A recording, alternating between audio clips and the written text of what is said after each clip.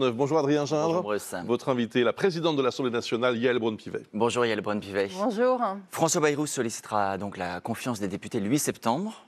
Le RN a déjà dit qu'il ne la voterait pas, le PS idem, on a besoin de vos lumières. Que fait François Bayrou? C'est un suicide politique? Pas du tout, il pose la question essentielle.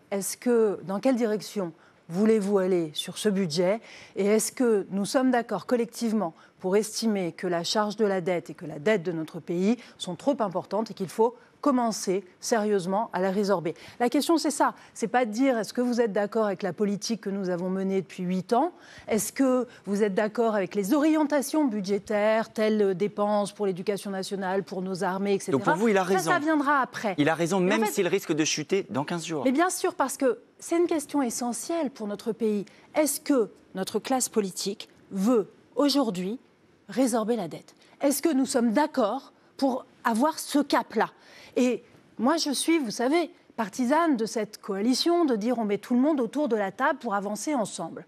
Mais pour mettre tout le monde autour de la table, il faut être d'accord sur la direction. La direction, là, dans ce budget, c'est dire il faut réduire la dépense de 44 milliards. Est-ce qu'on est d'accord avec ça ou pas? C'est ça l'unique question qui sera posée le 8 septembre aux députés de la Nation, et donc aux Français, puisque les députés de la Nation, ce sont les représentants des Français, c'est est-ce que vous êtes d'accord aujourd'hui pour rentrer dans une trajectoire de réduction de la dette qui nous permettra en 2029 d'être à moins 3% Yaël de déficit. Vous êtes la présidente de l'Assemblée nationale. Vous êtes donc aussi la garante du travail parlementaire.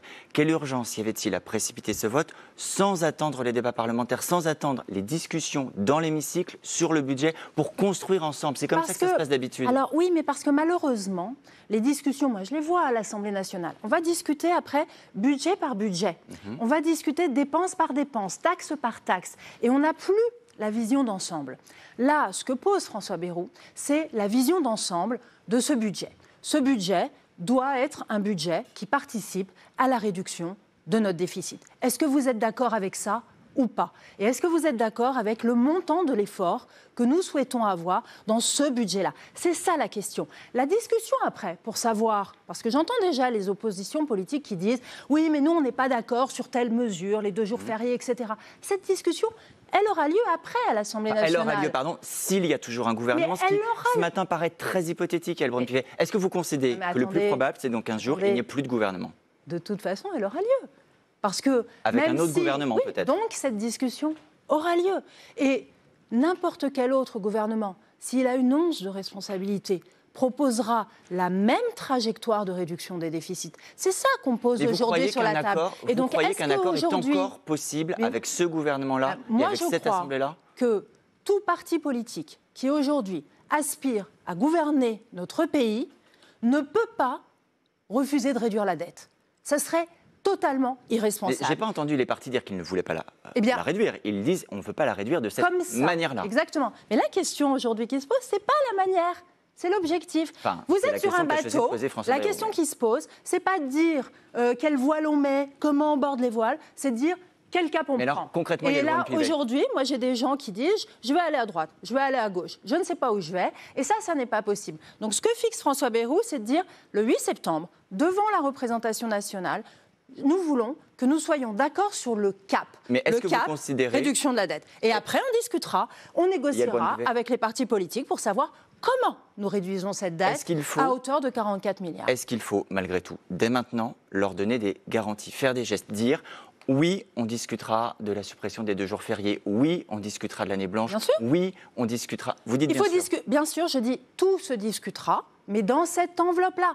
Ce que nous ne voulons pas, c'est des discussions qui nous amènent à dire finalement l'effort, ça n'est pas 44 milliards, c'est 20 milliards. Donc François Bayrou doit être prêt à faire des concessions. Et il doit être prêt dans l'enveloppe qui sera fixée à faire des concessions. C'est ça un compromis, c'est ça se mettre autour de la table. Chacun fait un effort, mais...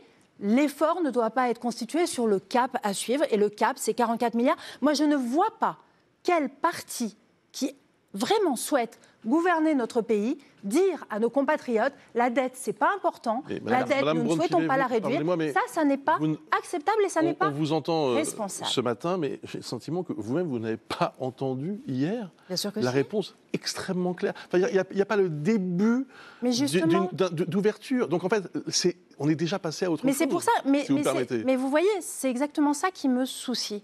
La dette dans notre pays est un problème majeur. Oui. Et ça me soucie de réglé, voir en fait, depuis les partis... Ah ben, non, la dette n'est pas réglée. Le problème majeur, il est toujours avec nous. Pour le PS et le RN, en l'occurrence, ils ont dit donc, stop. Alors, qu'est-ce qu'on doit en comprendre? Que le PS et le RN et LFI ne souhaitent pas réduire la dette de notre pays? C'est ça qu'on doit en comprendre? Ne souhaitent pas accepter cette trajectoire. Et donc, on continue à endetter notre pays, on continue à creuser le déficit comme on le fait depuis 1976.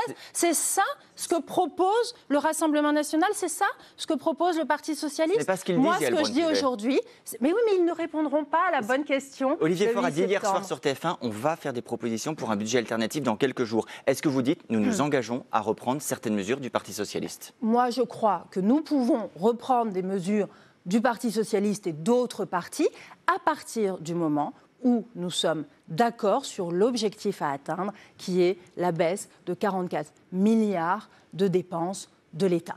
C'est simple. Et si nous sommes d'accord, après, la façon de faire, vous savez que moi, j'ai toujours voulu un effort justement réparti. J'ai toujours plaidé pour que nous augmentions une partie des recettes et donc que nous regardions par exemple avec une taxation sur les plus hauts revenus. J'avais plaidé pour la suppression de l'avantage fiscal des retraités de 10%, les retraités les plus aisés. J'avais plaidé pour qu'on regarde la fiscalité du patrimoine, taxation des super-héritages, taxation des héritages en rebond. Je refais ces propositions, mais il faut que l'on soit d'accord sur le point de départ et le point de départ, c'est une baisse drastique du budget de l'État. Et cet effort-là, je crois que tout parti de gouvernement doit l'accepter. Hier soir, plusieurs partis, le Rassemblement national, la France insoumise, ont dit qu'il faut une dissolution. Quand on voit la manière dont les choses se passent aujourd'hui avec cette Assemblée-là, faut-il accepter une dissolution? Vous savez, moi, je fais partie de ceux, et peut-être que je serai la dernière, à croire en cette Assemblée. Cette Assemblée, elle a été élue par les Français. Les 577 députés les représentent, d'où qu'ils viennent, quelle que soit leur tendance politique, et nous devons les faire travailler ensemble. Moi, ça fait 1 an.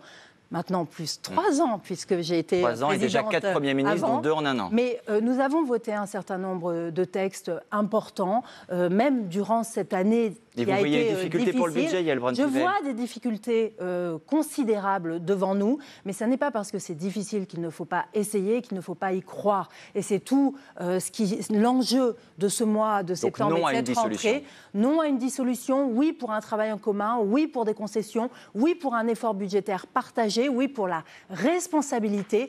Et moi, je ne veux plus entendre des gens qui disent la dette, c'est pas de notre faute, donc on s'en occupe pas. Vous n'iriez pas à Matignon pour régler ces problèmes de dette? Moi, je suis très bien à la présidence de l'Assemblée nationale et je crois que ma place est à cet endroit-là et uniquement là. Merci beaucoup, Yael Braun-Pivet. Merci, Adrien Gin.